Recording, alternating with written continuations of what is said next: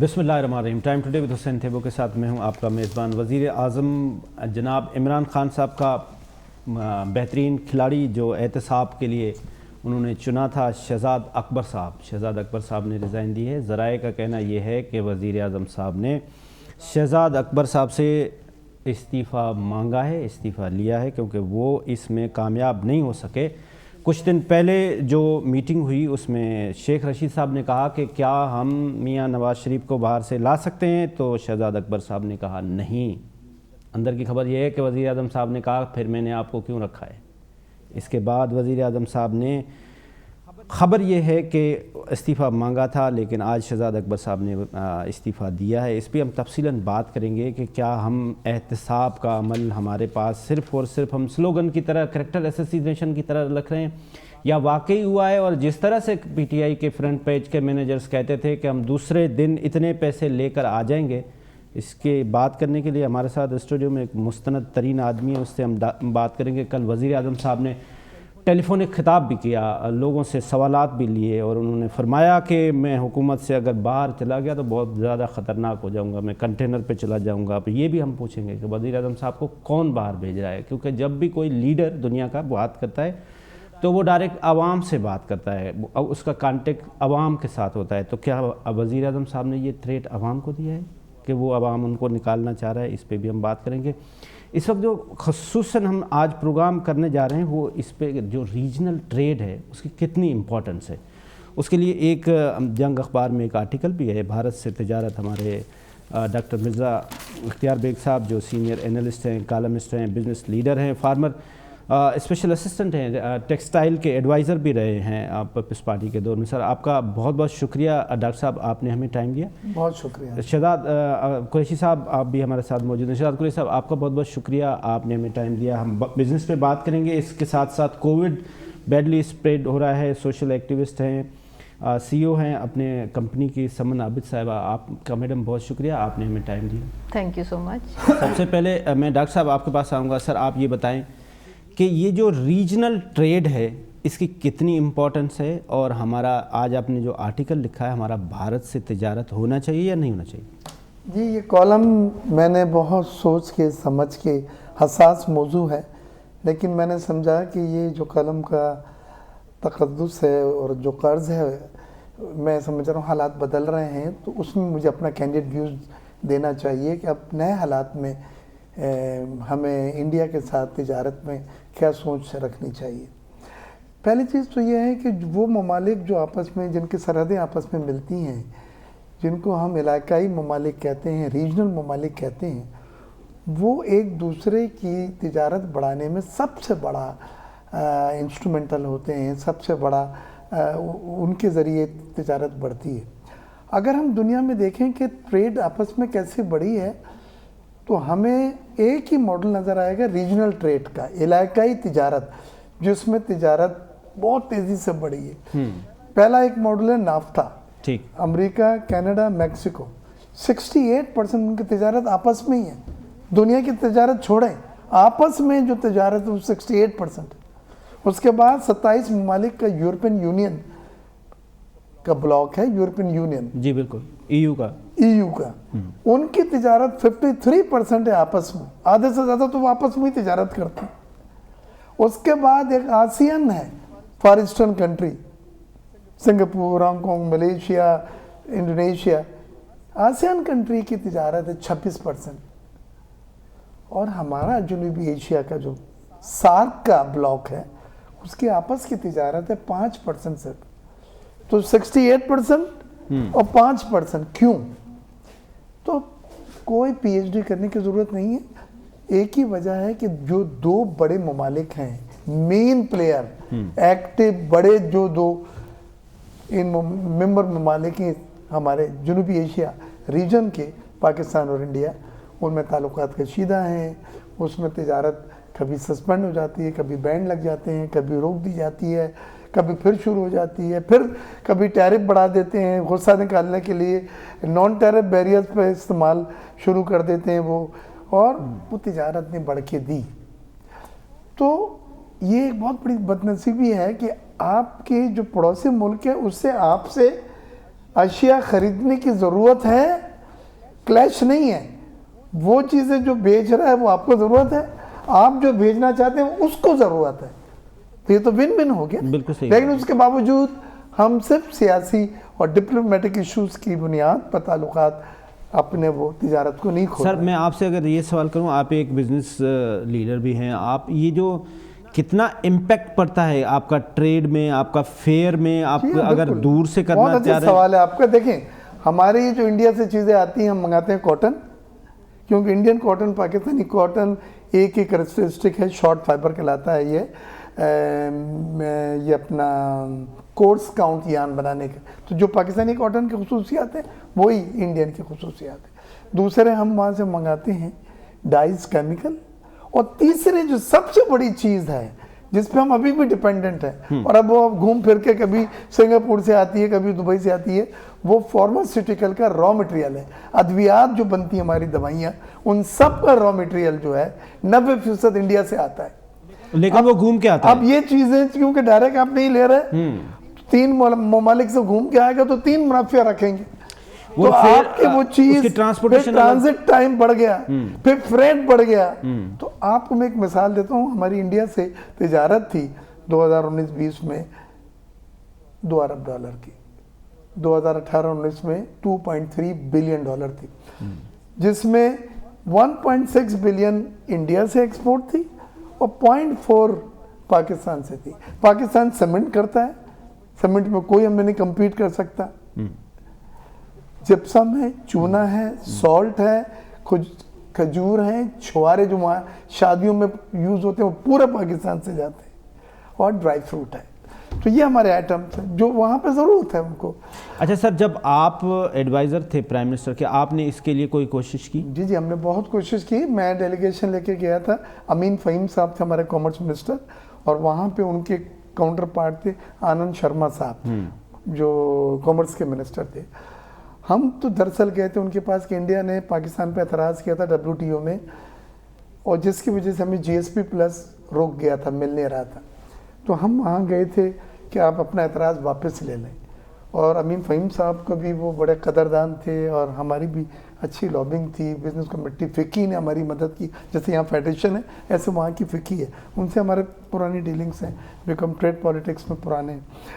تو انہوں نے اللہ کا شکر ہے وڈرا کر لیا اپنا آبجیکشن, اور ہمیں ٹھک سے پھر جا کے GSP پلس مل گیا. وہی ایک رکاوٹ تھی. انہوں نے ہمیں موسٹ فیوریٹ نیشن دیا ہوا 1995 سے 96 سے. ہم نے میٹنگ میں ان سے, امین فہیم صاحب مرحوم ہے اب تو وہ نہیں ہے لیکن میں بھی تھا جی, ہم دونوں نے وعدہ کیا تھا کہ آپ کو پاکستان بھی موسٹ فیوریٹ نیشن دے گا. اور آ کے ہم نے گیلانی صاحب سے وہ سب کچھ بولا, کابینہ میں پاس ہو گیا. آنند شرما صاحب یہاں آئے, اور جس دن 2011 میں ہمیں اعلان کرنا تھا تو لاسٹ منٹ پہ یہ طے ہوا کہ نہیں, فیصلہ بدل گیا, ابھی روک دو. تو ہم نے نہیں دیا, اس پہ آنند شرما صاحب ناراض بھی ہو کے گئے تھے. تو میرا کہنے کا مقصد یہ ہے کہ انڈیا کے ساتھ جو تجارت ہے آپ کی وہ بڑی رولر کوسٹر رہی ہے. ہمیں دونوں ممالک میں غربت ہے, دونوں ممالک میں جاب کریشن ہے, دونوں ممالک کو ایکسپورٹ چاہیے. پاکستان اور انڈیا میں پابندی لگتی ہے تو 4 گنا نقصان انڈیا کا ہے, کیونکہ انڈیا کی ٹریڈ 1.6 بلین ہے, ہماری 4 لاکھ. مرزا صاحب میں آپ کے پاس واپس آتا ہوں, پھر ہم اس پہ تھوڑی سی ٹیکنکس پہ بھی بات کرتے ہیں کہ پاکستان اور انڈیا کا جو آپس میں تعلقات ہیں, وہ جو سیکیورٹی کنسرنس ہیں, وہ کس طرح سے ہم اس کو انشور کریں گے کہ وہاں پہ دوائیوں کے کنٹینر میں کوئی ایکسپلوزو بھی نہ آ جائے. یہاں سے بھنڈی اور ہم جب سبزی بھیجیں تو یہاں سے چیزیں بھی, اس پہ ایک میں آپ سے پورا ایک سیگمنٹ کرتا ہوں. شہزاد قریشی صاحب, وزیر اعظم صاحب فرماتے تھے کہ گھبرانا نہیں ہے, لیکن مبصرین کا کہنا یہ ہے کہ کل وزیر اعظم صاحب نے کہا کہ حکومت سے اگر مجھے باہر نکالا تو میں زیادہ خطرناک ہوں گا, میں خبردار کرتا ہوں کہ میں سڑکوں پہ آیا تو آپ کے لیے بہت مت. تو یہ ایک مبصرین کا کہنا ہے کہ یہ گھبرانے کی نوعیت ہے کہ وزیر اعظم صاحب سمجھ رہے ہیں کہ اب میں شاید سیف اینڈ سیکیور نہیں ہوں. تو ڈو یو ایگری؟ ایسا نہیں ہے. عمران خان صاحب نے ہمیشہ قوم کو حقائق سے آگاہ کیا ہے, اور آپ نے کل کا پروگرام اگر دیکھا ہو تو یہ بھی پاکستان کی ہسٹری میں پہلی دفعہ ہو رہا ہے کہ کوئی وزیر اعظم عام پبلک سے بات کرتا ہے. شروع میں تو اپوزیشن نے یہ بھی الزامات لگائے کہ یہ پلانٹڈ کالز ہیں, فلاں ہیں, یہ ہے, وہ ہے, لیکن آپ کالز دیکھ لیں تو آپ کو خود احساس ہو جائے گا کہ یہ وہ کالز ہیں جو کہ میں سمجھتا ہوں کہ جینوئن ہے اور لوگوں سے رابطے کا سبب بن رہا ہے. اور میں نہیں سمجھتا خان صاحب گھبرائیں گے. خان صاحب کہاں گھبراتے ہیں؟ خان صاحب نے اگر گھبرانا ہوتا تو 22-23 سال جو انہوں نے جدوجہد کی ہے اور وہ جس جدوجہد کے بیس پہ وزیر اعظم بنے تو وہ بہت پہلے شاید تھک جاتے, ہار جاتے. اور خان صاحب کی تو ہسٹری رہی ہے, چاہے آپ مطلب کرکٹ دیکھیں, ہاسپٹل دیکھیں, یونیورسٹیز والا معاملہ دیکھیں, اوور آل اس پوری پی ٹی آئی کی جدوجہد دیکھیں, تو میں نہیں سمجھتا خان صاحب گھبرائیں. لیکن خان صاحب نے ایک چیز جو کہ ہمیشہ سے ہر جمہوریت گورنمنٹ کے خلاف سازشیں ہوتی ہیں, اور آپ نے دیکھا ہے کہ وہ ایک خاص قسم کے عناصر ہوتے ہیں, وہ اکٹھے ہو جاتے ہیں اپنی بقا کے لیے, اپنی کرپشن بچانے کے لیے. تو وہ ان کو میرا خیال ہے وہ وارن کیا گیا ہے کہ یہ مت سمجھنا کہ مطلب اقتدار میری چاہت ہے, اگر میرے پاس اقتدار نہ بھی رہا تو میں پھر بھی تم لوگوں کو نہیں چھوڑوں گا. تو یہ سمجھتے ہیں وزیر اعظم نے ایک بڑی مثبت اور صحیح بات کہی ہے, اور جس کو میرا خیال ہے کل سے تمام جماعتیں اسپیشلی نون لیگ بڑے پریشانی کا باعث ہیں. روز ان کا ایک ترجمان آ کے, روز کیا بلکہ ہر 2 گھنٹے کے بعد آ کے وہ پریس کانفرنس کر رہے ہیں اور وہ بتانے کی کوشش کر رہے ہیں. لیکن انشاءاللہ یہ 5 سال بھی ہم پورے کریں گے, 2023 کے بھی 2023 میں اگلا انتخاب آپ کی حکومت ہے. آپ نے بتایا کہ یہ انتخابات میں انشاءاللہ فتح ہماری ہوگی. اپوزیشن والے جو ہیں وہ احتساب سے ڈرے ہوئے ہیں, لیکن دیکھا تو یہ جا رہا ہے پریکٹیکلی کہ وزیر اعظم صاحب کے جو احتساب کے اوپننگ بیٹسمین ہیں, جو ہیٹ ٹرک بنانے والے اور جو سینچریاں بنانے والے ہیں, وہ خود ہی بولڈ ہو کے باہر جا رہے ہیں. دیکھیں ایسا نہیں ہے, اوپننگ بیٹسمین تو وہ نہیں تھے, ان کو ایک ذمہ داری دی گئی تھی. اور میں یہ سمجھتا ہوں کہ جب احتساب کے جو اوپننگ بیٹسمین تھے نا, دیکھیں اصل احتساب کیا ہے کہ سسٹم کو بہتر کرنا ہے, اور اس کے لیے میں سمجھتا ہوں کہ ہر منسٹر کا اپنا رول ہے, ہر ایم پی ایم این اے کا اپنا رول ہے, ہر حکومتی عہدیدار کا اپنا رول ہے, ایون اپوزیشن کا بھی اپنا رول ہے. کیونکہ جب آپ کسی ملک سے جڑ سے اکھاڑنا چاہتے ہیں کرپشن, تو اس میں اپوزیشن کو اور تمام ان اکائیوں کو جو ملک سے محبت کرتی ہے, ملک کی سلامتی کے دعوے دار بنتی ہے, تو اس کو اپنا کردار ادا کرنا چاہیے. میں یہ سمجھتا ہوں کہ وہ کیپٹن ہے, اب انہیں پتہ ہے کہ کس پلیئر کو کس طرح سے کھلانا ہے, کبھی اس کو اوپنر بھیجنا ہے تو کبھی اسے ون ڈاؤن بھیجنا ہے. تو میں یہ سمجھتا ہوں کہ ایسا کچھ نہیں ہے, اور لوگ آئیں گے جائیں گے, اور اصل چیز یہ ہے کہ یہ نظام چلتا رہنا چاہیے. اور خان صاحب ہے نا, تو میں آپ سے بھی کہوں گا گھبرانا نہیں ہے. وہ خان صاحب خود بھی نہیں گھبرا رہے ہیں. نہیں, وہ خود بھی نہیں گھبرا, الحمدللہ. وہ کیوں گھبرائیں گے؟ چلے واپس آتے ہیں, تھوڑا سا اس پہ پھر بات کرتے ہیں. میڈم آپ سمن ایک بزنس وومن بھی ہیں, اس وقت کیا دیکھ رہے ہیں کہ یہ جو گورنمنٹ سے ہم بات کرتے ہیں وہ کہتے ہیں بھائی یہ تو مہنگائی جو ہے وہ گلوبلی ہے, اس میں ہمارا کیا لینا دینا ہے. جب اپوزیشن ہوتی ہے وہ کہتے ہیں یہ بالکل نااہل ہیں, کسی کام کے نہیں ہیں, انہوں نے ملک کا بیڑا غرق کر دیا, اتنا لون, اتنا قرضہ, اتنا مہنگائی. تو آپ کس سے ایگری کر دی ہیں؟ بسم اللہ الرحمن الرحیم. دیکھیں مہنگائی پہلے زمانے میں بھی ہوتی رہی ہے, لیکن اس طرح نہیں ہوئی جس طرح اس سال ہوئی ہے. پیٹرول کی قیمتیں ڈیزاسٹرکلی بڑھی ہیں, اور ایک کے بعد دوسرا ایک بام گرا ہے. کیونکہ میں نے خود پی ٹی آئی کو ووٹ دیا تھا, اور 1.5 گھنٹہ لائن پہ کھڑے ہو کے دیا تھا, بیکاز وی نیڈڈ چینج. لیکن چینج ویسی نہیں آئی جو ہم ایکسپیکٹ کر رہے تھے. اچھا, 1 سال گزر گیا, دوسرا سال گزر گیا, انہوں نے 2019 میں کووڈ آیا, now we are standing in 2022, but still we are talking about کہ بھائی کووڈ کی وجہ سے ہماری سوسائٹی میں اور ہمارے جتنے بھی ملک میں کام اس طرح سے نہیں ہو سکے, ہماری تجارت میں, ٹریڈنگ میں فرق آیا. لیکن آپ یہ ایم پی اے بھی ہمارے ساتھ یہاں پہ موجود ہیں اور بھی ہیں سارے. جب گورنمنٹ آپ کو ایک رسپانسبلٹی ہے آپ کی, آپ نے سلوشنز دینے ہیں. ہمیں پرابلم ہے, آپ نے ہمیں کوئی سلوشنز آپ لوگ ہی پرووائڈ کریں گے, نہ کہ یہ کہ آپ ہر چیز کا سلوشن صرف یہ رکھیں کہ آپ نے ٹیکس بڑھا دیے ہیں. ابھی پروڈکٹ کا I don't know I can take a name اور not, but still like 85,000 tax on one iPhone. Why we are paying so many tax, and but we are not getting anything. Electricity نہیں ہے, we don't have sweet gas. Why? ہم دے کس چیز کے لیے رہے ہیں؟ روڈز ہماری بنی ہوئی نہیں ہے, تو وٹ ہم پے کر رہے ہیں ٹیکس, لیکن ہمیں مل کیا رہا ہے as the result? So as a citizen of Pakistan I am asking this کہ میں بزنس کر رہی ہوں, میں کما رہی ہوں, میں اپنی انکم سے, میں اپنی روزگار ہر چیز کی, ضروریات کی, پانی ABC I am giving tax. اب یوٹیلیٹی بل میں بھی آپ نے انہوں نے ٹیکس بڑھا دیا, but as a result what I am getting even not a security. Roads خراب ہیں, ہمارے پاس بجلی نہیں ہے, ہمارے پاس گیس نہیں ہے. جب انہی ہمارے پرائم منسٹر نے جب آنا تھا, انہوں نے اتنی تقریریں کی تھیں کہ ہم چینج کر دیں گے, ہم کسی سے لون نہیں لیں گے, سب سے پہلے ہم یہ کریں گے, گورنر ہاؤس ختم کر دیں گے, اسکول بنائیں گے, یونیورسٹیز بنائیں گے, but still we are standing at the same, in fact back, ہم پیچھے آ گئے ہیں. تو آپ نے جو نئے پاکستان کے لیے ووٹ دیا تھا وہ آپ اس سے سیٹسفائی نہیں ہیں؟ میں تو نہیں دوں گی.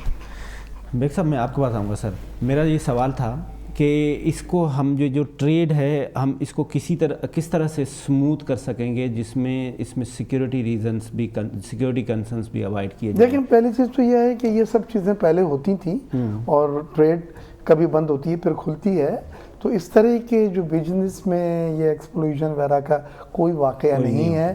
میں یہ بات بڑے وثوق سے آپ کو بتلا سکتا ہوں. اس تمام چیزوں کے پیچھے جو تنازعات ہیں اور پولیٹیکل ڈسپیوٹس ہیں وہ کار فرما ہیں. میں یہ بات کر رہا ہوں کہ دیکھیں حالات بدل گئے پوری دنیا میں. چائنا ویتنام کے ساتھ بزنس کرتا ہے, سب سے بڑا انویسٹمنٹ اس کا ویتنام میں, تائیوان میں ہے اس کا سب سے بڑا انویسٹمنٹ. وہاں پہ ہمیں جانے کی اجازت نہیں تھی, پاکستانی اگر جاتے تھے تائیوان کا ویزا اسٹیمپ لگ جاتی تھی تو ہمارے لیے چائنا میں مشکل ہو جاتی تھی. کہنے کا مقصد ہے بٹ لوگ چینج ہو رہے ہیں. اب جہاں پہ امریکہ نے جب سینکشن لگائی چائنا کے اوپر تو وہاں پہ بلینر جو امریکن کمپنی تھی وہ اٹھی اور انہوں نے امریکہ سے کہا, ڈونلڈ ٹرمپ سے, hey what you doing, ہمارے تو اربوں ڈالر لگے ہوئے چائنا میں, آپ نے چائنا پہ اگر یہ ایسی پابندیاں لگائیں کریش کیا تو ہم کریش ہو کے ختم ہو جائیں گے. ایک لابی نے اس کو وہاں پہ ٹیک اپ کیا, وہ چیز اتنی پھر آگے نہیں بڑھی, رکی ہے. تو جہاں بزنس انٹرسٹ ہو جائیں, کمرشل اکنامک انٹرسٹ ہو جائیں, ان کو سیپریٹلی ڈیل کرنا چاہیے. ٹیبل پہ بیٹھ کے آپ پولیٹیکل ایشوز کو ڈسکس کریں. آپ کا افغانستان کا 20 سال کی وار سے کچھ نہیں حاصل ہوا. ایک بہت بڑا ثبوت ہے اس بات کا کہ مسئلے جب حل ہوں گے تو وہ ٹیبل پر بیٹھ کے حل ہوں گے. لیکن اس میں جہاں تک میں یہ کہہ رہا ہوں کہ فائدہ کیا ہے, جو آپ نے سوال مجھ سے پوچھا, فائدہ یہ ہے کہ میری کاٹن اگر میں واگا بارڈر سے صبح وہاں سے ٹرک نکلے تو شام میں میرے لاہور میں آ جائے گا مل کے اندر, میرے اسپننگ مل میں. مجھے ایک ہفتے کی انوینٹری میں رکھوں گا, وہ ختم ہو جائے گی, میں دوبارہ ہفتے کی منگا لوں گا. میرا فریڈ جو ہے وہ 5% بھی نہیں لگے گا. اور اگر میں برازیل سے منگاؤں, سینٹرل ایشین سے منگاؤں, امریکن سے منگاؤں, یہ سب چیزیں آپ کو کمپیٹیٹیو نہیں رہنے دیتی. آپ کا وہ ملک آپ کو را مٹیریل دے رہا ہے. یہ جملہ سب سے ضروری ہے میرے آج کے پروگرام میں. میں ایڈوکیٹ کر رہا ہوں را مٹیریل کی امپورٹ. وہ را مٹیریل جو فنش گڈس بنانے کے لیے استعمال ہوتا ہے, وہ را مٹیریل اگر سستا ہوگا تو فنش گڈس سستی ہوں گی. کاٹن مجھے 13 ملین بیل ہوتی تھی, یہاں پہ زراعت میں جو ایسی تیسی پھیری گئی تو 7.5 ملین بیل ہو گئی, 8 ملین بیل. ہمیں 3 ملین بیل باہر سے امپورٹ کرنی پڑی, 1.5 سے 2 بلین ڈالر کی. لیکن وہ مہنگی تھی, کہیں 15% مہنگی تھی, کہیں 20% مہنگی تھی.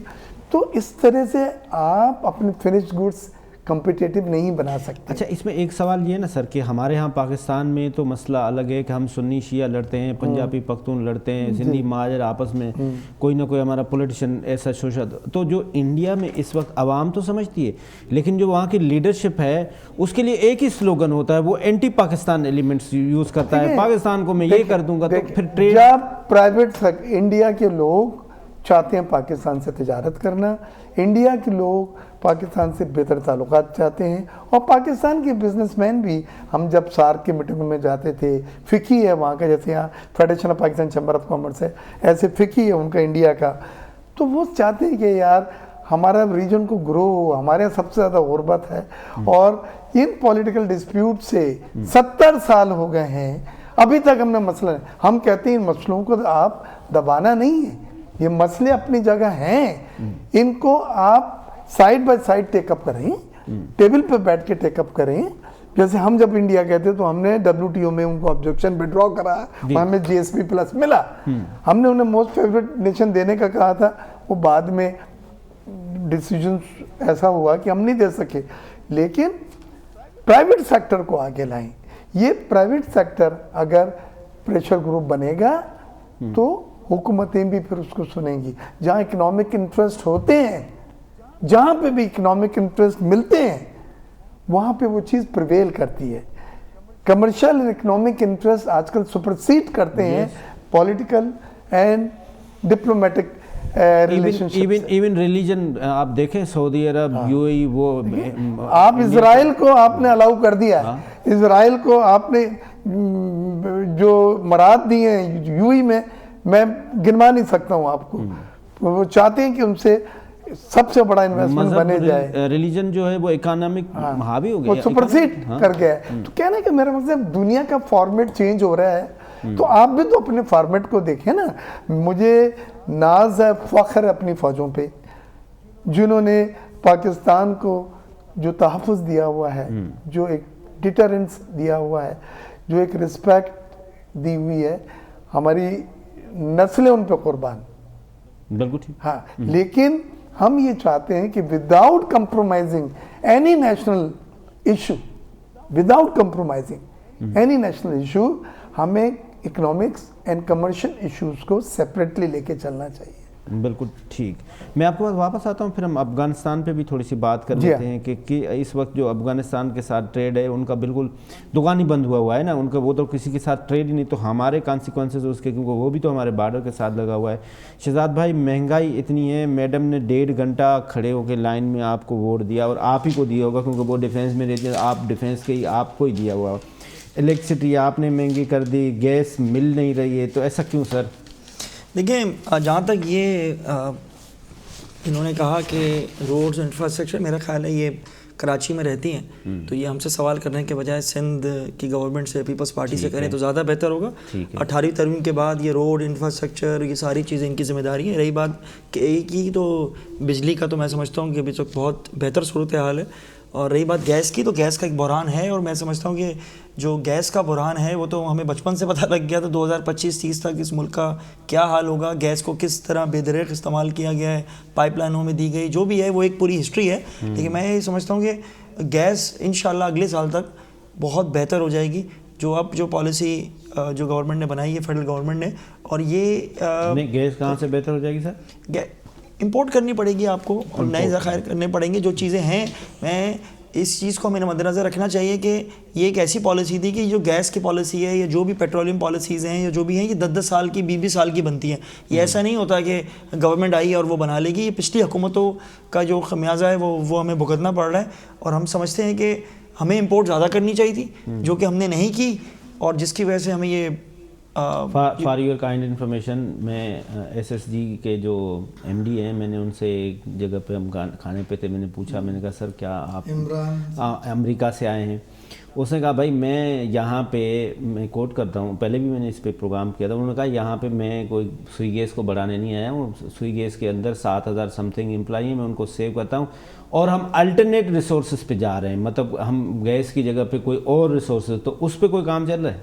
देखिए, ऑब्वियसली बहुत सारा काम चल रहा है। इवन ये कि बल्कि आपने, मैं एमडी की बात को आगे बढ़ाता हूँ, जब मेरी एमडी से मीटिंग, उन्होंने कहा हम चाहते हैं गैस सिलेंडर्स लोग यूज़ करें। दुनिया भर में होता है, यूरोप के अंदर यूज़ होते हैं और जगहों पे यूज़ होते हैं, तो इसमें मैं नहीं समझता कि कोई कबाहत है। तो इस तरह की बहुत सारे जो अल्टरनेट सॉल्यूशंस हैं, उस पर हमें काम करना पड़ेगा एज ए नेशन। इस पर काम में देखें, जब भी एनर्जी क्राइसिस होगा, वो किसी एक गवर्नमेंट की पॉलिसी या उसकी एक गवर्नमेंट जो गवर्नमेंट में है उनकी के पॉलिसी से पूरी मिलके, जैसे नेशनल एक्शन प्लान बनाया आपका टेररिज्म के खिलाफ, जो दहशतगर्दी थी उसके खिलाफ बनाया, मैं समझता हूँ एनर्जी का भी होना चाहिए।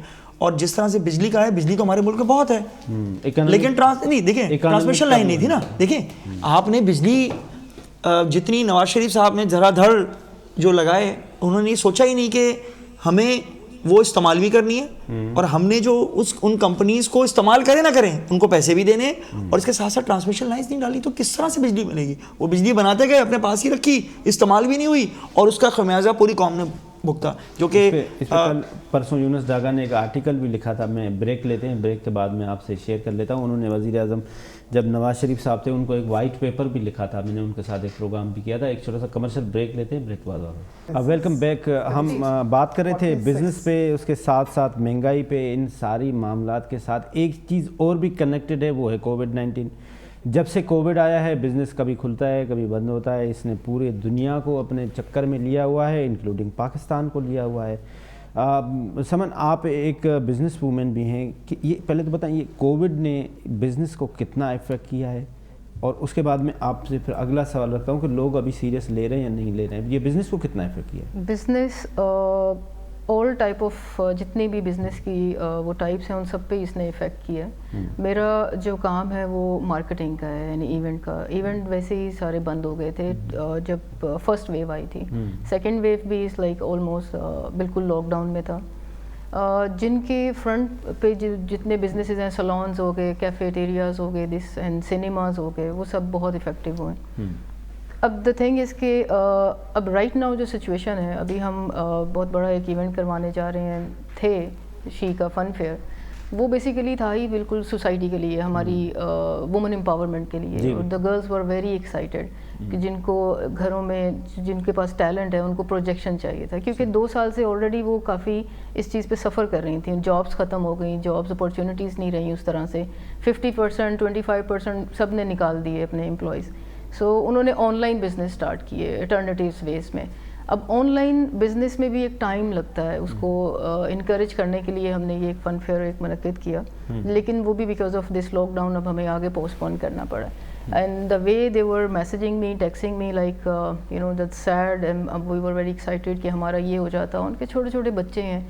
اب دا تھنگ کہ لوگ سیریس کتنا لے رہے ہیں نہیں لے رہے ہیں. دیکھیں جب ویکسین آ گئی ہے، میں نے کروائی ہیں، بوسٹرز لگوائے ہیں، ایس او پیز کا اگر خیال رکھا جائے تو I think we have to live with this now. It's a flu. I am not seeing مجھے انٹینسٹی وہ نہیں ہے. یس، انٹینسٹی وہ نہیں ہے. ابھی ہو کیا رہا ہے، بلکہ تو میں کہہ رہی ہوں سائبر کرائم کو بیچ میں ڈالنا چاہیے. جو یہ سوشل میڈیا میں اس طرح کی پوسٹ بنا دیتے ہیں بالکل یو نو ہوریفائڈ قسم کی، وہ سائیکالوجیکلی لوگوں کو زیادہ افیکٹ ہو رہا ہے. اب اللہ کا شکر ہے ابھی تک مجھے کووڈ نہیں ہوا، لیکن یہ کہ اگر پہلے زمانے میں بھی تو فلو تھا. اچھا، اس کی کیا سمٹمس تھیں؟ کھانسی آئی، بخار ہوا. بخار ہوگا تو سر میں درد ہوگا، باڈی میں درد ہوگا. And you have to be like flu ہے تو وہ جرمز ہیں. آپ کا اس میں جو میں کنکلیوڈ کروں وہ آپ کہہ رہے ہیں کہ ویکسین ضروری کروائیں. ایس او پیز، یس، ماسک پہنیں، آپ ڈسٹینس رکھیں. آپ یہ ویسے بھی ضروری ہے، آپ لائف سٹائل چینج کریں، بالکل ہیلدی لائف سٹائل رکھیں. سر میں آپ سے افغانستان پہ آتا ہوں. پاکستان کی ہمیشہ کوشش رہی ہے کہ جتنے بھی ریجن میں ملک رہ رہے ہیں ان کے ساتھ ایک اچھا تعلقات ہو، ٹریڈ ہو. پاکستان نے بہت محنت بھی کی اس کے اوپر کہ یہ جو افغانستان میں ہے اسٹیبلٹی ہے after the exit of U S A. کیا آپ سمجھتے ہیں کہ افغانستان میں اس وقت جو پاکستان کا رول ہے وہ ٹھیک؟ دیکھیں افغانستان اس وقت ریجن میں ایک سب کی نظریں افغانستان پہ ہیں، کیونکہ 20 سال کے بعد وہ لوگ جو بڑے ہوسٹائل تھے وہ پاور میں آئے ہیں.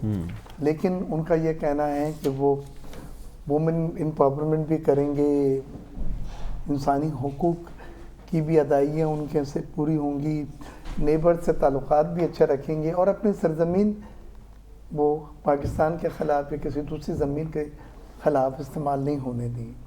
لیکن عملی طور پہ یہ دیکھا جا رہا ہے کہ افغانستان دیوار کی طرف پش ہوتا جا رہا ہے، کیونکہ ایک تو $8 بلین کے جو ان کے فنڈز تھے وہ امریکہ نے فریز کر لی. افغانستان کی جو ایکسپورٹ ہے اس کے لیے ڈالر آپ کے پاس ہے نہیں، ان کے پاس. وہ بڑی مشکل سے جیسے تیسے کر کے ڈالر پاکستان سے خریدتے تھے، جس کی ایک وجہ یہ تھی کہ ڈالر پاکستان میں اتنا اوپر ہو. اگر افغانستان کی اتنی زیادہ ڈیمانڈ نہیں آتی تو ہماری ڈالر اتنے اوپر نہیں جاتا ہے. میں نہیں کہہ رہا یہی فیکٹر ہے، but this was one of the factor. اب انہوں نے ٹوٹل ایکسپورٹ افغانستان نے جو کی وہ 1 بلین کی ہے، وہ مینلی ڈرائی فروٹ وغیرہ کی ہے. تو ان کے جو انفلو آتے تھے ڈونرس ایجنسیز سے، جو گرانٹس آتی تھیں ڈالرز میں، وہ سب بند ہو گئی. یورپین یونین نے بھی بند کر دی ہے، امریکہ نے بھی بند کر دی ہے. پاکستان نے جو 1-2 کانفرنسز کرائیں گے اس میں یہ ایشو اٹھایا ہے کہ اگر وہاں پہ سول نافرمانی ہو گئی، اگر وہاں پہ ایپیڈیمک پھیل گیا کیونکہ دوائیاں نہیں ہیں، کھانے پینے کا اشیاء نہیں ہے، لوگ بھاگ رہے ہیں وہاں سے نکلنا چاہ رہے ہیں کیونکہ سچویشن، اور پھر انہیں خواتین کو بھی اب احساس ہو رہا ہے کہ آہستہ آہستہ ان پہ وہ پابندیاں لگنے جا رہی ہیں برقعے وغیرہ کی جو وہ پہلے نہیں تھیں. یہ سب چیزیں کمباؤنڈ ہو کے سچویشن مزید خراب ہو سکتی.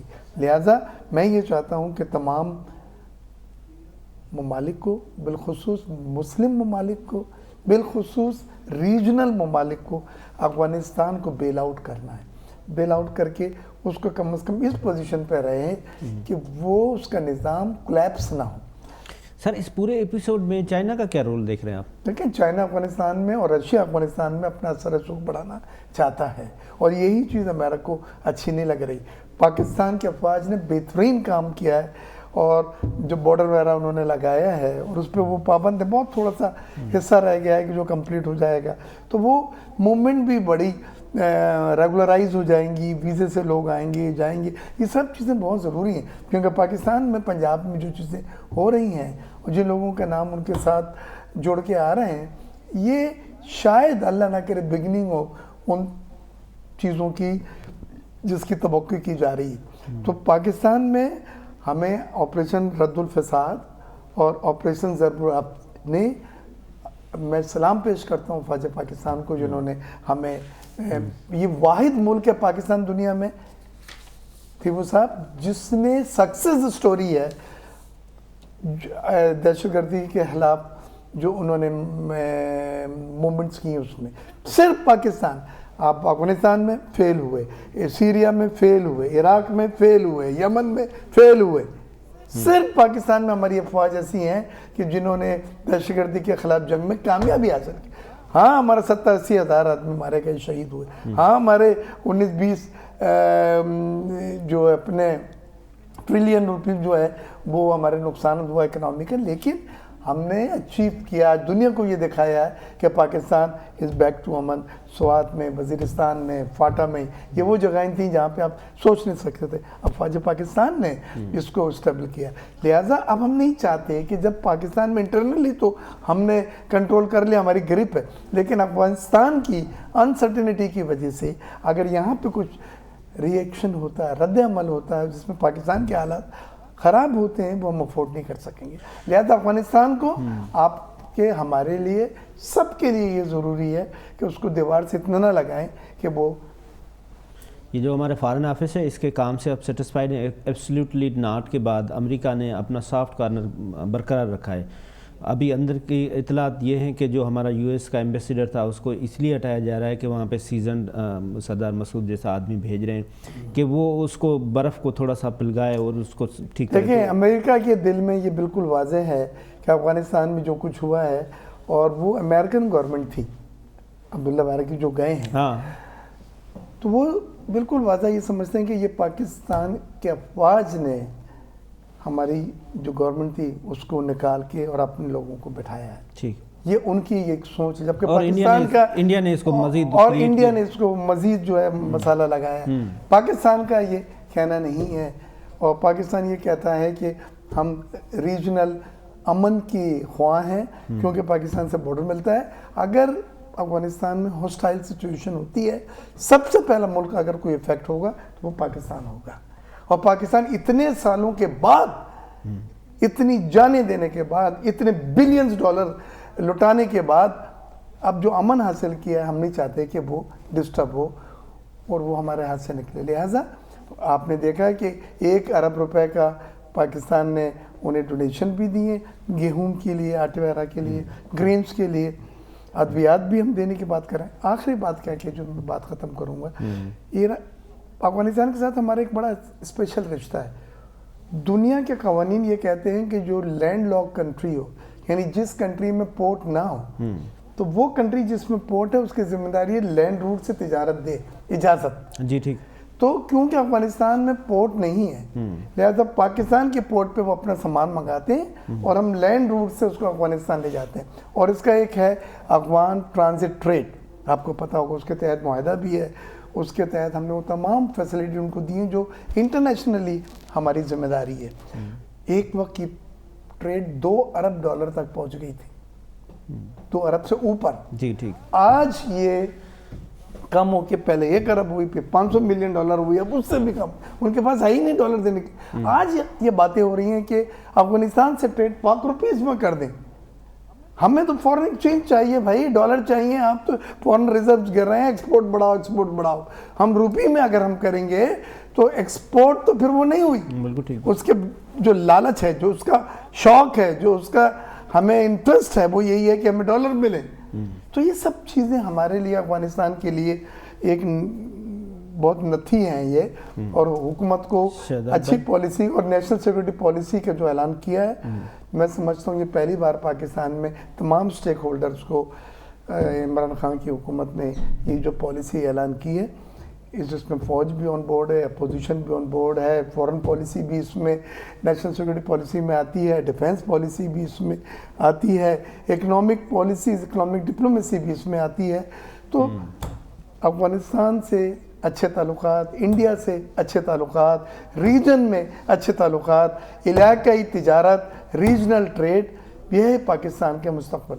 Right sir. شہزاد بھائی، بات یہ ہے کہ جو مبصرین کا کہنا یہ ہے کہ ایکسٹرنل اور انٹرنل اسٹیبلٹی نہیں آ رہی پی ٹی آئی کی گورنمنٹ. خاص طور پہ اگر ہم دیکھیں تو اگر ہمارا کنفلکٹ ہوا ہے یو ایس اے کے ساتھ ایبسلیوٹلی ناٹ کے بعد، تو ہم نے کوئی چائنا کے ساتھ بھی کوئی اتنا بڑا اچھا کارکردگی نہیں دکھائی ہے.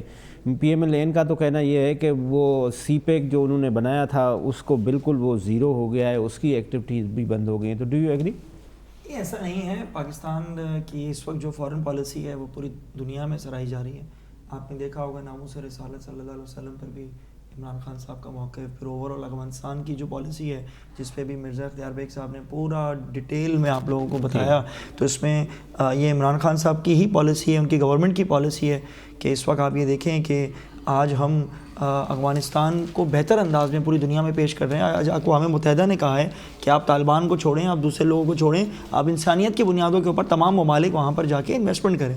اور اس کے ساتھ ساتھ میں آپ کو ایک اور چیز بتاؤں کہ اس وقت جتنا ہم چائنا کے قریب ہیں، کیونکہ میں ابھی Balochistan national work shop attend کر کے آیا ہوں، اور جو بارڈرز کے جس کا آپ ذکر کر رہے ہیں، میں نے افغانستان کا بارڈر، ایران کا بارڈر پورا دیکھا ہے، جو فینسنگ ہوئی ہوئی ہے، جو ہماری فوج کا ایک اہم کردار ہے. میں تو ان کو سلوٹ پیش کرتا ہوں کہ کس طریقے سے سرحدوں کی انہوں نے حفاظت کی ہے اور پراپر میکینزم بنایا ہوا ہے. جس طریقے سے مرزا صاحب نے کہا کہ اگر ہمارے پڑوسی ممالک کے ساتھ ہماری ٹریڈ شروع ہو جاتی ہے، جو کہ پہلے بھی آن اینڈ آف ہوتی تھی، تو یہ ہمارے پورے پاکستان کے لیے بہتر ہوگا. آپ یہ دیکھیں ایران کے ساتھ ہمارے تعلقات اتنے برے نہیں، یہ بہت اچھے ہیں. افغانستان کے ساتھ اب آپ کے سامنے ہے، پہلے امریکن نواز گورنمنٹ تھی، اب وہ نہیں ہے، تو اب اس کے ساتھ آپ دیکھ لیں. اور جس طریقے سے آج آپ آرٹیکل کا بھی آپ نے ذکر کیا کہ ہندوستان کے ساتھ بھی ہمارے دیکھیں کشمیر کا ایشو اپنی جگہ پہ، کشمیریوں کے لیے ہماری جان حاضر ہے، کشمیر پاکستان کی شہرگ ہے، سب کچھ اپنی جگہ پہ ہے. اگر بھارت اپنا رویہ تھوڑا سا نرم کر لے اور تھوڑا سا کہنا چاہیے مداخلت، جو کہتے ہیں کہ دوسرے ممالک میں مداخلت کرنا بند کر دے، تو میں سمجھتا ہوں کہ ہندوستان اور پاکستان کی دونوں عوام کے لیے بہتر ہے. تجارت بڑھے گی، غربت ختم ہوگی، غربت ختم ہوگی، خوشحالی آئے گی، خود ہی ہر جگہ سے دہشت گردی کا جو سلسلہ ہے وہ ختم ہو جائے گا. دیکھیں ابھی انہوں نے مثال دی تائیوان، چائنا، ویتنام، امریکا، جتنے ممالک آپ دیکھ لیں، اسرائیل کی ابھی آپ نے مثال دی، یو ای نے کس طرح سے ان کو ویلکم کیا ہے. اس طرح آپ تمام ممالک کو دیکھ لیں. ایران عراق کی جنگ چلی ہے، جنگ کبھی بھی کسی مسئلے کا سلوشن نہیں ہوتا، مسئلے کا حل نہیں ہے. ہمیں بیٹھ کے کچھ نہ کچھ ایسے مفادات اور ایسی ڈیلز کرنی پڑیں گی جس سے دونوں طرف کی عوام کو فائدہ ہو. اور جب دونوں طرف کی عوام کو فائدہ ہوگا تو ہندوستان کی بھی بات سمجھ میں آ جائے گی کہ اتنا اسلحہ رکھنا، اتنی زیادہ کیا کہتے ہیں جارحیت کی بات کرنا اور بات بات پہ جنگ کی بات کرنا یہ آسان نہیں ہے. کیونکہ دیکھیں جب بھی چھوٹا ملک ہو یا بڑا ملک ہو، جن دو ممالک کے درمیان جنگ ہوتی ہے، دونوں ملک کی معیشت برباد ہوتی ہے.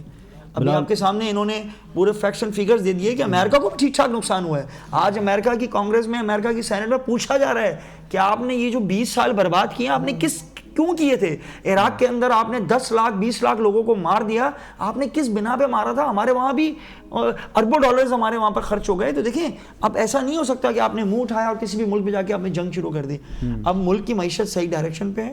انٹرنیشنل پالیسی دیکھ لیں، فارن پالیسی دیکھ لیں، ہمارے ریمیٹنس دیکھ لیں گے، باہر کی جو اوورسیز پاکستانی ہیں ان کا کتنا اعتماد ہے اس گورنمنٹ کے اوپر کہ کس حساب سے ترسیلات آ رہی ہیں. ریسنٹ ٹیررزم کے واقعات بہت بڑھ رہے ہیں، تو حکومت کا اس کے اوپر دیکھیں میں ایک چیز بتاؤں آپ کو. میں یہ ابھی آپ کو پتا ہے افغانستان ابھی ان کے لیے تازہ زخم ہے بہت سارے لوگوں کے لیے، اور ان کی پوری کوشش یہ ہے کہ اس ملک کے اندر وہ افراتفری اور اس ملک کے اندر کچھ ایسا انتشار پھیلائیں جس کا آپ نے ٹنڈوا لہر کا واقعہ بھی دیکھ لیں.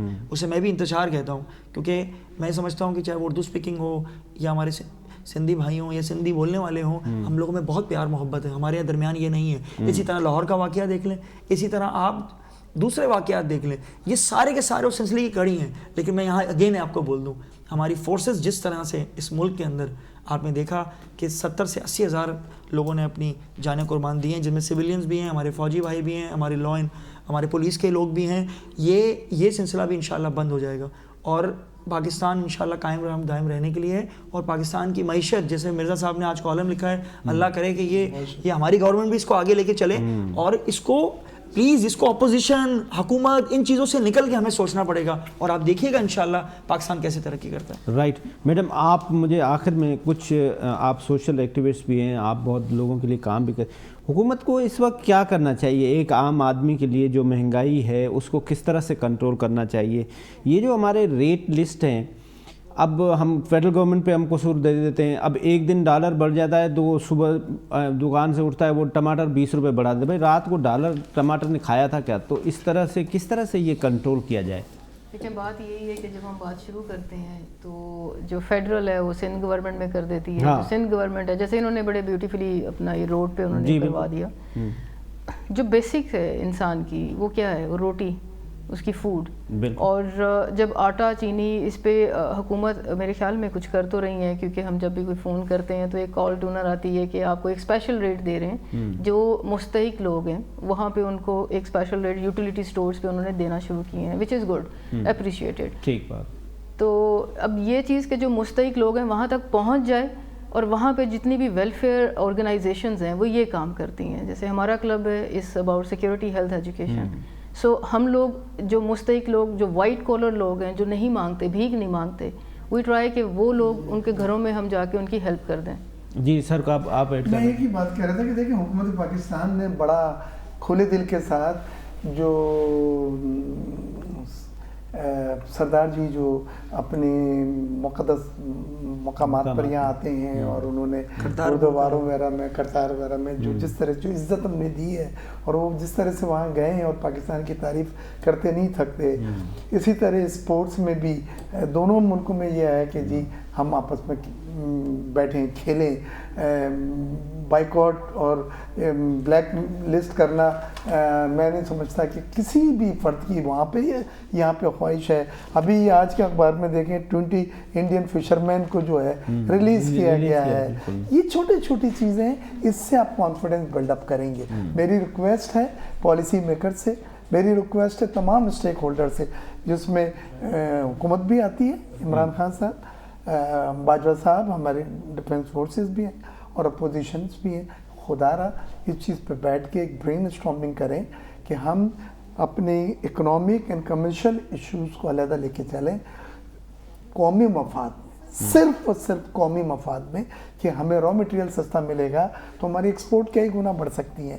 رائے مٹیریل ہمیں مہنگا ملے گا, اور ہم پابند ہیں ہم لینے کے.